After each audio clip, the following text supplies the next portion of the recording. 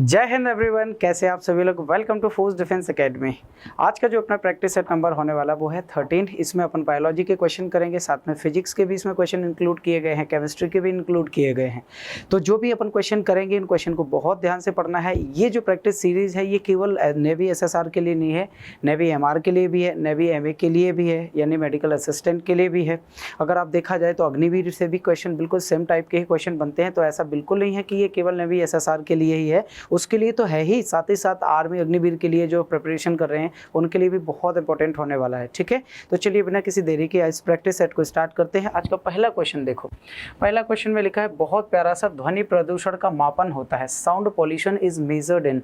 Sound pollution को किसके द्वारा मेजर किया जाता है? तो चारों ऑप्शन पे अगर मैं बात करूं, देखो पहला ओम मीटर के द्वारा क्या मापा जाता है? इलेक्ट्रिकल रेजिस्टेंस मापा जाता है, यानी कि विद्युत प्रतिरोध मापा जाता है। ये जो ओम मीटर लिखा हुआ है ना, ये इसके द्वारा क्या मापा जाता है? विद्युत प्रतिरोध मापा जाता है। दोस्त अगर मैं इसको इंग्लिश में बात करूं तो इलेक्ट्रिकल रेजिस्टेंस बोला जाता है। ठीक है, तो ये अपन बिल्कुल बाइलिंगुअल ही चल रहे हैं, हिंदी और इंग्लिश दोनों लेके। सर जो एम्पियर होता है इससे इलेक्ट्रिक करंट मापा जाता है, यानी विद्युत धारा, इलेक्ट्रिक करंट। अगर आपसे पूछा जाता है कि विद्युत धारा किसके द्वारा मापा जाता है, तो विद्युत धारा बिल्कुल आप लगा के आओगे, किसके द्वारा मापा जाता है? एम्पियर के थ्रू मापा जाता है। सर डेसिबल के थ्रू साउंड को मापते हैं, है ना। जो साउंड पॉल्यूशन होता है यानी ध्वनि प्रदूषण होता है, किसके द्वारा मापा जाता है? DB के द्वारा, यानी कि डेसिबल के द्वारा। आपने सुना होगा कि जो भी रिहायशी इलाके होते हैं वहाँ पर WHO के अकॉर्डिंग ये बोला गया है कि मैक्सिमम 55 dB तक ही ले जाना है, और मिनिमम अपन जो लेके चलते हैं, जो अपन बात कर रहे हैं 30, 35, 40, 45 से 55 के बीच में लगभग अप्रॉक्स माना जाता है। ऑन एन एवरेज इतना साउंड होना चाहिए DB में, डेसिबल में। ओके, तो इसका परफेक्ट आंसर हो जाएगा ऑप्शन नंबर C। कोई दिक्कत किसी को नहीं। हाँ, लेकिन अगर 55 dB से ज़्यादा साउंड होता है ना, तो आपके बॉडी पर उसका नेगेटिव इफेक्ट दिखने लगता है। हो सकता हो चिड़चिड़ापन आ जाए किसी के बीच में, हो सकता हो लगातार अगर उतनी ध्वनि सुनता हो तो धीरे धीरे वो क्या होता है, मानसिक रूप से बीमार होता जाता है, या सुनने की क्षमता भी खो देता है कभी कभी। तो क्वेश्चन नंबर 2 चेक कीजिए। निम्नांकित में से कौन सबसे अधिक अभिक्रियाशील है? Which of the following is the most reactive. इनमें जो आपको सामने चारों दिख रही है, इनमें सबसे ज़्यादा क्रियाशील बताना है। वैसे रिएक्टिविटी टेबल अगर आप पढ़ोगे, क्रियाशीलता की जो सरणी है अगर आप पढ़ोगे, तो सबसे पहले बच्चा पोटेशियम आता है मेरे दोस्त, देन सोडियम आता है, देन कैल्शियम आता है, देन मैग्नीशियम आता है। लेकिन यहाँ पर क्या ऐसी कोई भी चीज़ है? सर नहीं है। सर यहाँ मरकरी है, सिल्वर है, सोना है। मतलब गोल्ड तो सबसे कम है, ये तो हो नहीं सकता। सर उससे थोड़ा सा रिएक्टिव हो सकता हो सिल्वर हो। फिर अपन Hg को नहीं ले सकते, ले किसको सकते? सर कॉपर को ले सकते हैं। किसको? कॉपर को ले सकते हैं। हालांकि ऐसा नहीं है कि बहुत ज़्यादा क्रियाशील है कॉपर, बट ये कि क्रियाशील है, इनके कंपैरिजन में तो कम है, बट इनके कंपैरिजन में ज़्यादा है। तो आप इसको जरूर याद रखिए कि सबसे ज़्यादा क्रियाशील है पोटेशियम, फिर सोडियम, फिर कैल्शियम, फिर मैग्नीशियम। अच्छा, सबसे कम क्रियाशील की अगर बात करें तो प्लेटिनम, फिर उसके बाद सोना, उसके बाद फिर चांदी। ये जरूर याद रखे रहिएगा। समझ गए दोस्त? चलिए अगले क्वेश्चन की तरफ देखें। चूना जल का रासायनिक सूत्र क्या है? What is the chemical formula of lime water? चूना जल मतलब बुझे हुआ चूना पूछा जा रहा है आपसे। बुझे हुए चूना का सूत्र क्या हो जाएगा? सिंपल सी बात है।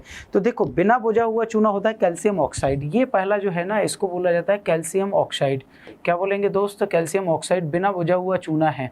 ये हो जाएगा कैल्शियम क्लोराइड, जो बिल्कुल नहीं हो सकता। ये क्या हो जाएगा? कैल्शियम क्लोराइड हो जाएगा, जो बिल्कुल नहीं हो सकता। क्लोराइड का तो यहाँ खेल ही नहीं है, या तो हाइड्रोक्साइड होगा या ऑक्साइड होगा। अच्छा देखो ध्यान से सुनिए, ये बिना बुझा हुआ चूना है, ये हो नहीं सकता बेटा, इसकी पॉसिबिलिटी है नहीं बिल्कुल भी।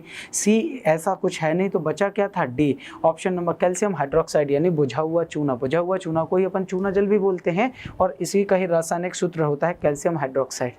दिक्कत है कोई? नहीं है ना। एकदम सिंपल से क्वेश्चन थे, प्यारा सा क्वेश्चन था।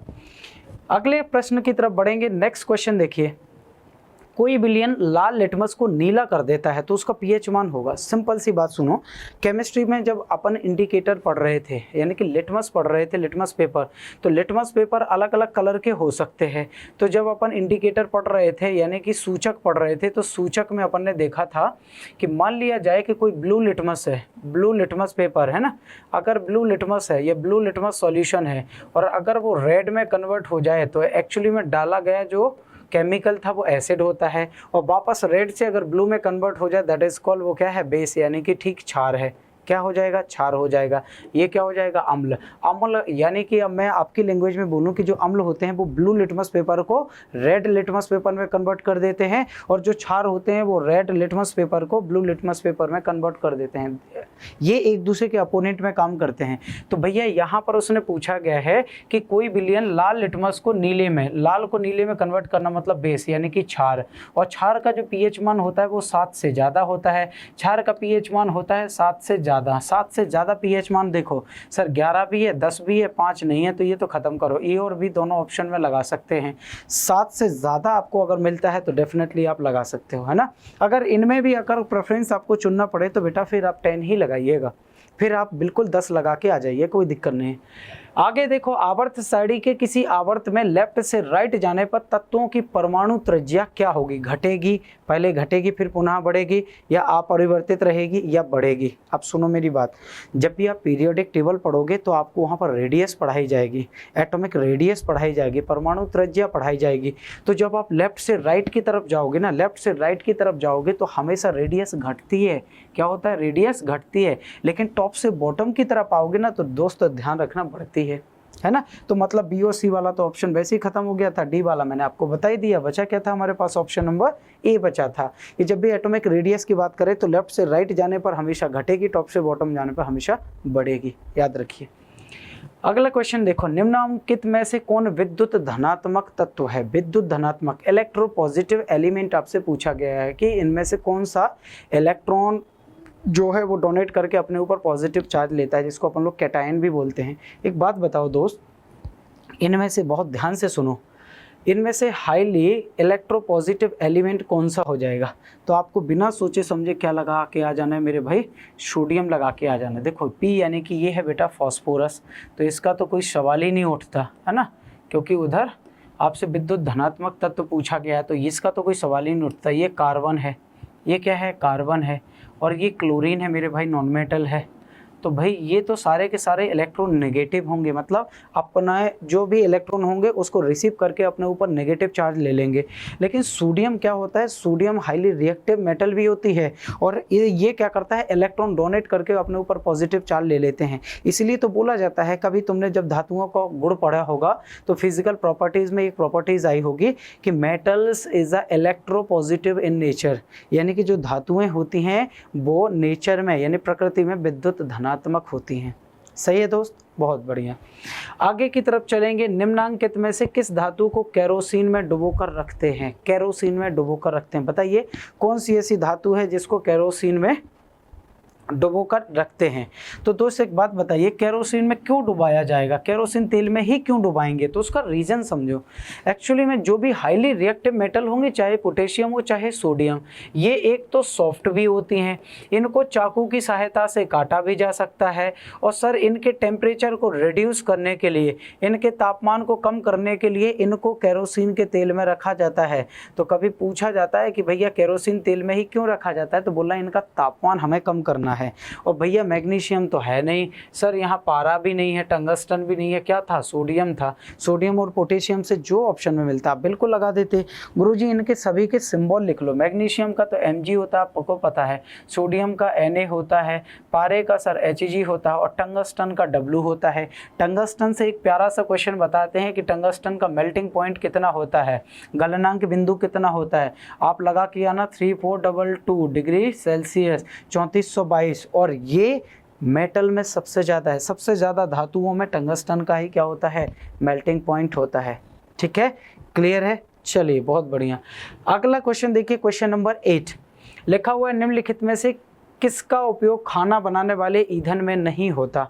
अच्छा, इनमें से किसका उपयोग खाना बनाने के लिए अपन नहीं करते हैं, खाना बनाने के लिए अपन नहीं करते हैं, है ना।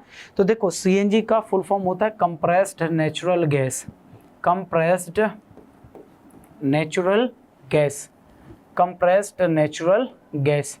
भैया इसकी मुख्य गैस होती है मीथेन, इसकी मुख्य गैस क्या है दोस्त, मीथेन। कभी डायरेक्ट पूछी जा सकती है कि भाई ये बताओ CNG की मुख्य गैस क्या होती है दोस्त, मीथेन होती है।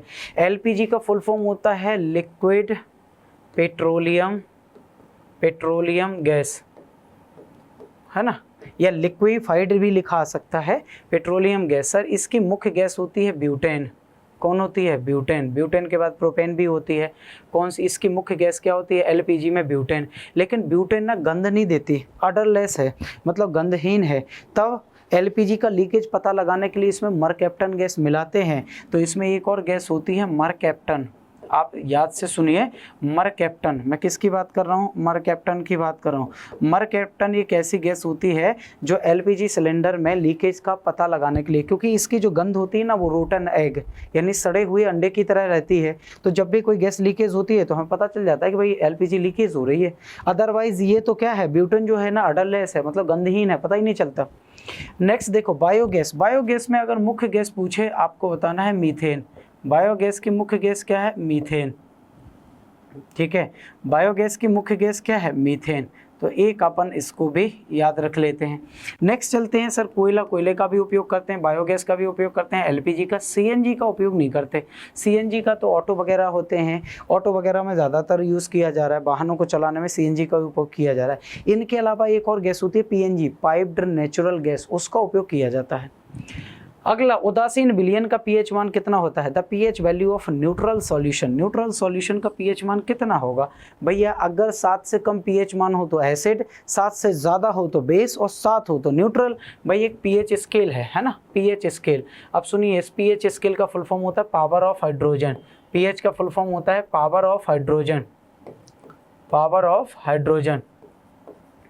अच्छा, पावर ऑफ हाइड्रोजन की जगह यहाँ पर कभी कभी लिखा सकता potential of hydrogen, potential of hydrogen. अच्छा, ये फुल फॉर्म है तो मैं इनकी हिंदी बिल्कुल नहीं लिख रहा हूँ, क्योंकि फुल फॉर्म की क्या हिंदी लिखूंगा। या फिर कभी कभी लिखा था पोटेंजा ऑफ हाइड्रोजन, पोटेंजा ऑफ हाइड्रोजन, पोटेंजा ऑफ हाइड्रोजन। कितने हो गए? 3। सर किसने दिया था? ये एक साइंटिस्ट थे जिनका नाम था सोरेनसन। क्या नाम था दोस्त? सोरेनसन। तो अगर पीएच पूछे कि पीएच स्केल किसने दिया था? सोरेनसन ने दिया था। इसने एक पीएच स्केल बनाई थी, इसमें बोला कि सर उसने 0 से लेकर वैल्यू 0, 1, 2, 3, 4, 5, 6 और 7, 8, 9, 10, 11, 12, 13 और 14। सर 1, 2, 3, 4, 5, 6, 7, 8, 9, 10, 11, 12, 13 और 14। अब इसमें उसने बोला क्या? सुनो ध्यान से। अगर किसी का पीएच मान 7 से कम होगा तो वो एसिड है, यानी कि अम्ल है। क्या है? एसिड यानी कि अम्ल है। और अगर किसी का पीएच मान 7 से ज़्यादा होगा तो वो बेस है, यानी कि ठीक क्षार है। क्या है? क्षार है। और अगर किसी का पीएच मान 7 है तो डेफिनेटली है वो न्यूट्रल है, यानी कि उदासीन है। क्या है? वो उदासीन। और यहाँ पर यही तो पूछा गया है कि भैया जो न्यूट्रल सॉल्यूशन होगा उसका पीएच मान कितना होगा? 7 होगा। ठीक है, कोई दिक्कत? हाँ जी भाई। अगला क्वेश्चन है, निम्नलिखित में से कौन सा दुर्बल अम्ल है? Which of the following is a weak acid? देखो वीक एसिड होते क्या हैं? एसिड भी 2 टाइप के होते हैं, एक स्ट्रॉन्ग एसिड, एक वीक एसिड, एक दुर्बल अम्ल और एक प्रबल अम्ल। स्ट्रॉन्ग एसिड का मतलब होता है जो कंप्लीट आयोनाइज हो जाएं, जिनका डिग्री ऑफ डिसोसिएशन 1 हो, है ना। नहीं समझे? आप ऐसे समझ लो कि जो लिक्विड या फिर एक्वा सॉल्यूशन के साथ कंप्लीटली टूट जाएं। जो कंप्लीट टूट गए वो स्ट्रॉन्ग हैं, जो इनकम्प्लीट टूटे वो वीक हैं। तो अगर मैं HNO3 की बात करूं, ये है नाइट्रिक एसिड। ये क्या है? Nitric acid. ये जो नाइट्रिक एसिड है इसको अम्लों की रानी भी कहा जाता है। मैंने पिछले प्रैक्टिस सेट में बताया था, नाइट्रिक अम्ल को अम्लों की रानी भी कहा जाता है। ये स्ट्रॉन्ग है बेटा। HCl हाइड्रोक्लोरिक एसिड है। ये क्या है? Hydrochloric acid. ये हमारे पेट में भी बनता है। ये तेजाब के बराबर है, ये तेजाब के बराबर है। तो हाइड्रोक्लोरिक एसिड ये भी क्या है? पावरफुल है। हाइड्रोक्लोरिक अम्ल ये भी पावरफुल है, तो ये भी प्रबल है, दुर्बल नहीं है। सर ये जो H2SO4 है ना, सल्फ्यूरिक एसिड, क्या हो जाएगा? Sulphuric acid. इसे अम्लों का राजा कहा जाता है, सल्फ्यूरिक को। सल्फ्यूरिक, इसे क्या बोला जाएगा? अम्लों का राजा, सल्फ्यूरिक अम्ल। तो ये भी स्ट्रॉन्ग है, ये भी स्ट्रॉन्ग है, ये भी स्ट्रॉन्ग है। तो बचा कौन था? वीक। अब आपको कमेंट बॉक्स में 5 वीक एसिड के नाम लिखना है। भैया सभी को कमेंट बॉक्स में ज़रूर कुछ कमेंट करना है, और वो कमेंट में आपको 5 वीक एसिड लिखना है। 5 वीक एसिड लिखना है ना। 5 वीक एसिड यानी कि 5 दुर्बल अम्ल के एग्जाम्पल। अब आपको ढूंढ के कहाँ से लाते हो मुझे नहीं पता, बट मुझे चाहिए कमेंट बॉक्स में कुछ भी करके। समझ गए दोस्त? बहुत प्यारा क्वेश्चन। अगला लिखा है क्रायोलाइट अयस्क है। क्रायोलाइट किसका अयस्क है? तांबे का है, लोहे का है, मैग्नीशियम का है या एल्यूमिनियम का है, या फिर एल्यूमिनियम का है। बताइए क्रायोलाइट किसका होता है। अब मैं 3-4 के नाम लिखूंगा तो आपको समझ में आ जाएगा कि सर क्रायोलाइट किसका अयस्क होता है और होता है। तो देखो तांबे का कौन सा होता है? क्यूप्राइट। तांबे का तो आप याद रखो, क्यूप्राइट याद रख लीजिए। क्या याद रखना है? क्यूप्राइट। क्यूप्राइट एक। दूसरा सर लोहे का पूछे तो लोहे के बहुत सारे हैं, आयरन मैग्नेटाइट है, सेडेराइट है, हीमोटाइट है, लिमोनाइट है, इस तरीके से। तो हीमोटाइट आप याद रख लो। क्या याद रख लो? हीमोटाइट याद रख लो, ठीक है। मैग्नेटाइट है, ये तो बहुत सारे हैं। आयरन पायराइट है। अच्छा ये एक आयरन पायराइट का ज़रूर नाम याद रख लो, पायराइट। क्यों याद रख लो? क्योंकि जो पायराइट होता है ना, ये लोहे का अयस्क होने के साथ साथ इसका एक और नाम है मूर्खों का सोना, फूल्स गोल्ड। मूर्खों का सोना, क्योंकि ये चमकदार लोहा है। मूर्खों का सोना इसे ही कहा जाता है। सर मैग्नीशियम का जल्दी से बताओ, किसी को पता है मैग्नीशियम का? हाँ भाई बहुत प्यारा सा है ना, इसी से रिलेटेड है। मैंने बोला आपको हिंट दे दिया कि इसी से रिलेटेड है। डोलोमाइट का नाम सुना है? डोलोमाइट, डोलोमाइट इसी का है साहब, लिख लो डोलोमाइट। डोलोमाइट। अब देखो मैंने 3 तो आपको बिल्कुल अलग कर दिए हैं, और जब 3 अलग कर दिए हैं तो चौथा फिर हमारे सामने एल्यूमिनियम ही बचा है। तो क्रायोलाइट किसका होता है दोस्त? एल्यूमिनियम का अयस्क होता है, ठीक है। बताइए कोई दिक्कत है किसी को?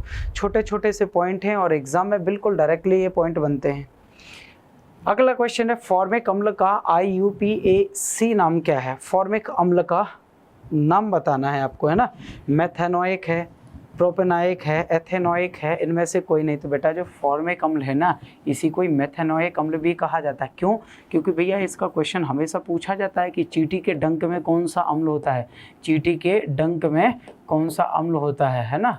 तो आंट के स्टिंग में पूछा जाता है, चींटी के डंक में, बिच्छू के डंक में कौन सा अम्ल होता है? या तो मेथेनोइक होगा या फॉर्मिक होगा। ये बहुत प्यारा क्वेश्चन है और NDA CDS में देखना हर साल ये कहीं ना कहीं रिपीट कर देता है।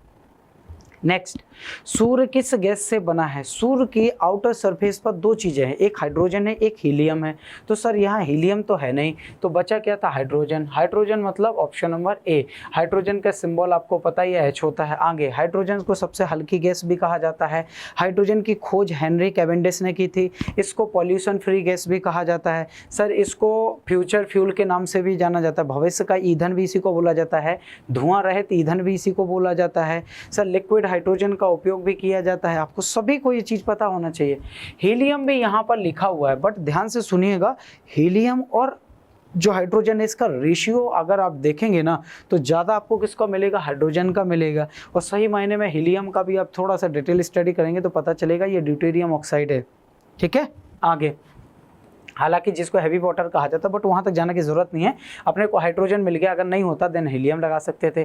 ऑक्सीजन की खोज किसने की थी? प्रेस्टलिन ने। सर हीलियम के बारे में 1-2 पॉइंट याद रखना है। सबसे हल्की नोबल गैस, ये सबसे हल्की गैस, ये सबसे हल्की नोबल गैस। नाइट्रोजन को चिप्स के पैकेट में रेंसिड को या रेंसिडिटी को कम करने के लिए इसका उपयोग किया जाता है। सर टायरों में भरने के लिए भी नाइट्रोजन का उपयोग करते हैं। लिक्विड नाइट्रोजन का जो टेम्परेचर है वो 196 डिग्री सेल्सियस, ये ज़रूर याद रखे रहना। हाँ जी।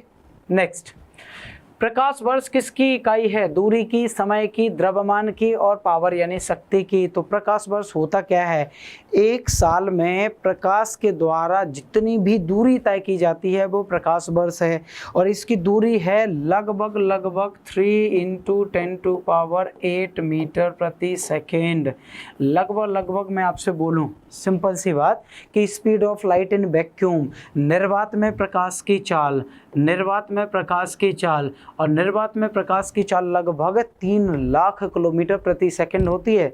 निर्वात यानी कि वैक्यूम, जहाँ कोई भी मीडियम ना हो, ना सॉलिड ना लिक्विड ना गैस, वहाँ पर साउंड की स्पीड इतनी है, मतलब सबसे तेज कोई साउंड नहीं, लाइट। अगर सबसे कोई तेज भाग सकता है तो वो लाइट ही है। और लाइट की स्पीड कितनी है वैक्यूम में? सोचो, 3 × 10⁸ मीटर प्रति सेकंड। लगभग अगर मैं लाख में निकालूं तो 3 लाख किलोमीटर। ये 1 सेकंड की है, फिर 1 मिनट की निकालो, फिर 1 घंटे की निकालो, फिर 1 दिन की निकाल लेना, फिर 1 साल की निकाल लेना, समझ में आ जाएगा। तो मैंने बोला ये दूरी का है, तो भैया प्रकाश वर्ष किसकी इकाई होती है? दूरी की, यानी कि डिस्टेंस की। अभी तो मैंने बोला कि दूरी के लिए यूज़ किया जा रहा है, ठीक है। क्वेश्चन नंबर 15, इंसुलिन हार्मोन किस अंग से बनता है? In which organ in insulin hormone produce? देखो लीवर से तो बिल्कुल नहीं बनेगा, क्योंकि लीवर तो डिटॉक्सिफिकेशन का काम करता है, स्पेशली डिटॉक्सिफिकेशन। डिटॉक्सिफिकेशन का मतलब होता है विषहरण। अगर आपके बॉडी में थोड़ा बहुत पॉइजन बन रहा है तो उसको हटाने का काम, प्लस कुछ और भी काम करता है। हमारे बॉडी में जो रिजर्व फूड होता है वो भी लीवर के अंदर ही पड़ा हुआ है, बहुत सारे कुछ पिगमेंट्स भी बनाता है अग्नाशय के द्वारा। और अग्नाशय में एक सेल होती है बीटा सेल। बीटा सेल के द्वारा क्या बनाया जाता है दोस्त? इंसुलिन हार्मोन बनाया जाता है। और इंसुलिन हार्मोन शुगर को कंट्रोल करता है। अगर किसी की शुगर बढ़ गई हो, यानी कि डायबिटीज़ हो गया हो, शुगर का बढ़ना भी डायबिटीज़ है और घटना भी डायबिटीज़ है, तो अगर किसी की नॉर्मल शुगर से ज़्यादा शुगर बढ़ गई हो तो इंसुलिन दे देते हैं ताकि शुगर कंट्रोल में आ जाए। रट लेना, किडनी हो नहीं सकता, दिल हो नहीं सकता, बचा क्या था? पैंक्रियाज था, अग्नाशय था। 16, डीएनए की संरचना किसने खोजी थी? बताओ भाई, डीएनए की संरचना खोजने वाला कौन था? तो भैया डीएनए को किसने खोजा था? चार्ल्स डार्विन ने नहीं सर, ग्रेगर जॉन मेंडल ने नहीं, इन्होंने तो मेंडल के लॉ दिए थे। अलेक्जेंडर फ्लेमिंग ने फर्स्ट एंटीबायोटिक बनाई थी, और फर्स्ट एंटीबायोटिक देखो कौन सी थी? फर्स्ट एंटीबायोटिक थी पेंसिलिन। कौन सी थी? पेंसिलिन थी। और बच्चे ये जो पेंसिलिन है ना, ये किससे बनाई जाती है? फंगस से। पेंसिलिन किससे बनाते हैं? फंगस से। अरे भाई किससे बनाएंगे? फंगस, यानी कि ठीक कवक से बनाती है, ये जरूर ध्यान रखिएगा। ग्रेगर जॉन मेंडल में 3 लॉ दिए थे, आपको पता होना चाहिए। वाटसन और क्रिक ने डीएनए का डबल हेलिक्स मॉडल दिया था, है ना? कब दिया था? 1953 में। और इन काम के लिए 1962 में ही was awarded by Nobel Prize. इनको नोबेल प्राइज से नवाजा गया था। नेक्स्ट देखो प्यार से क्वेश्चन, अगला लिखा है सबसे कठोर प्राकृतिक पदार्थ कौन सा है? सर ग्रेफाइट तो नहीं है, क्वार्ट्ज भी नहीं है। सर जब तक हमारे सामने हीरा लिखा हुआ ना, तब तक किसी को नहीं आगे लिखना है, तब तक आपको किसी को आगे लिखने की ज़रूरत नहीं है। क्यों नहीं है? क्योंकि हीरा के अंदर जो स्ट्रक्चर है, इसका जो जॉइंट है, इसके जो बॉन्डिंग है वो बहुत तगड़ी बॉन्डिंग है, इसलिए तो बोला जाता है इसका मेल्टिंग पॉइंट भी हाई होता है, लगभग 4000 डिग्री सेल्सियस से प्लस। लेकिन ये नॉन मेटल है, मेटल में तो टंगस्टन था, धातुओं में तो टंगस्टन था 3422, लेकिन इसका अगर पूछे तो लगभग 4000 से ऊपर डिग्री सेल्सियस, उतना ग्रेफाइट का नहीं। हाँ, हीरा को कार्बन का सबसे शुद्धतम रूप भी कहा जाता है, प्योरेस्ट फॉर्म ऑफ कार्बन। लिख लेना कहीं पर, अगर आपसे पूछे purest form of carbon, purest form of carbon, Hindi में कार्बन का सबसे शुद्धतम रूप, कार्बन का सबसे शुद्धतम रूप, शुद्धतम रूप, तो कार्बन का सबसे शुद्धतम रूप हीरा है। चलिए क्वेश्चन नंबर 18 चेक कीजिए। लिखा है ध्वनि की गति सबसे अधिक किस माध्यम में होती? ध्वनि सबसे ज़्यादा किस में भागेगी? सर हवा में, वाटर में, स्टील में, वैक्यूम में। देखो ध्वनि वैक्यूम में तो बिल्कुल नहीं भागेगी, क्योंकि साउंड को भागने के लिए किसी न किसी मीडियम की ज़रूरत होती है भैया, मीडियम यानी कि माध्यम की ज़रूरत होती है। और वैक्यूम एक ऐसी जगह है जहाँ पर कोई मीडियम नहीं है, ना सॉलिड ना लिक्विड ना गैस, तो ख़त्म करो। सर हवा में इसकी जो चाल रहती है लगभग 332 मीटर प्रति सेकेंड, ये तब है जब टेम्परेचर बेटा 0 डिग्री सेल्सियस रखें। पानी में लगभग कितनी होती है साहब? ये 1500 मीटर प्रति सेकंड, 1400 कुछ होती है, लगभग लिख रहा हूँ। स्टील या सॉलिड की अगर मैं बात करूँ तो लगभग 6000 मीटर प्रति सेकेंड। लेकिन साहब यहाँ सॉलिड नहीं था, स्टील था, तो हम स्टील लिख देते हैं। हाँ, स्टील और आयरन अगर लिखा होता लोहा और स्टील में, तो भी स्टील ही लगाइएगा।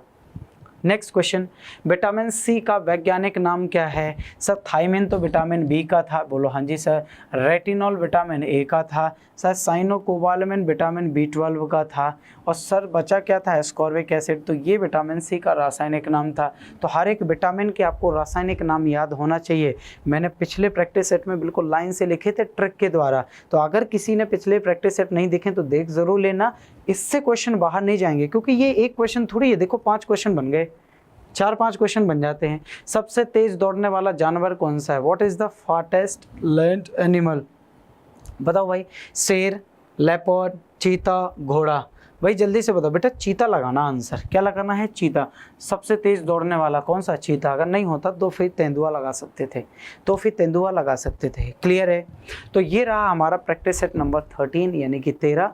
कैसा लगा आपको? बिल्कुल सही ईमानदारी के साथ कमेंट बॉक्स में आपको कमेंट ज़रूर किया करो कि सर प्रैक्टिस सेट कैसा लग रहा है, कैसा नहीं लग रहा है। आपका एक कमेंट हम लोगों को और नया कुछ करने के लिए बेटा प्रेरणा देता है। हो सकता हो कि आपको लगे कि सर इस टॉपिक के ज़्यादा क्वेश्चन रखिए, इस टॉपिक के कम क्वेश्चन क्वेश्चन रखिए, बिल्कुल आप अपना सजेशन दे सकते हैं, उसको भी अपना एक्सेप्ट किया जाएगा और आपके अकॉर्डिंग भी क्वेश्चन रखे जाएंगे, ऐसा बिल्कुल भी नहीं है। अपन इधर उधर से जितने भी प्रैक्टिस सेट तैयार कर रहे हैं ये बहुत पावरफुल क्वेश्चन है और ये कॉमन क्वेश्चन है जो हर एक एग्जाम में आपसे पूछे जाते हैं कहीं ना कहीं, है ना। तो नेवी एसएसआर के लिए तो है ही, अग्निवीर के लिए भी हो जाता है, नेवी एमए के लिए भी हो जाता है, जहाँ जहाँ मान लीजिए जनरल साइंस आपको मिलेगा वहाँ वहाँ इस तरीके के क्वेश्चन देखने के लिए आपको मिलते हैं। ठीक है, तो अगर वीडियो बिल्कुल पसंद आया हो तो भैया शेयर भी करना है, लाइक भी करना है और चैनल पर अगर पहली बार आए हो तो भैया चैनल को सब्सक्राइब भी करना है। मिलेंगे अगले प्रैक्टिस सेट में, तब तक के लिए नमस्कार, जय हिंद, थैंक यू।